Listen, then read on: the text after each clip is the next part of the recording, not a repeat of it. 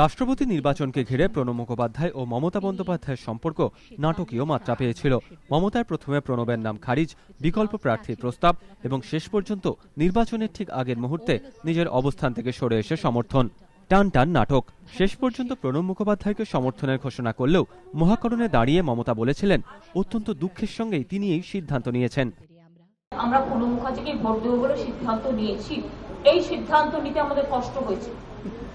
আমরা যে খুব মন থেকে মেনে সিদ্ধান্ত নিচ্ছি তা নয়, কিন্তু আমাদের কোনো অপশন নেই। ফ্ল্যাশব্যাক থেকে বর্তমান, মহাকরণ থেকে নেতাজি ইন্ডোর। প্রণব মুখোপাধ্যায় এখন রাষ্ট্রপতি, আর তাঁকে নাগরিক সম্বর্ধনা দিচ্ছেন খোদ মুখ্যমন্ত্রী। গলায় এখন আর দুঃখ নয়, আবেগের সুর। প্রথম বাঙালি রাষ্ট্রপতির ভূয়সী প্রশংসা। আমার তো মনেই হচ্ছে না প্রণবদা রাষ্ট্রপতি হয়ে গেছে, আমি ভাবতেই পারছি না এখনো। আমি ভাবছি আমার সেই পুরনো প্রণবদাই আছে, তাই না? এক জায়গায় থাকলে আর একসাথে অনেকদিন থাকলে যেমন বাড়ির লোকেরা বুঝতে পারে না কে কোন জায়গাটায় গিয়ে পৌঁছেছে, আর ততটা তার গুরুত্বটা কত দিন দিন বাড়ছে। এসো আমার ঘরে, এসো আমার ঘরে। আজকে বাংলার ঘরে প্রণবদা এসছেন, ঘরের ছেলে ঘরে এসছেন, এর থেকে বড় আনন্দ আর কিচ্ছু হতে পারে না। রাষ্ট্রপতি নির্বাচনে প্রথমে প্রণবের নাম কার্যত পত্রপাঠ খারিজ করে দিলেও পরে নিজের অবস্থান থেকে সরে এসেছেন মমতা বন্দ্যোপাধ্যায়।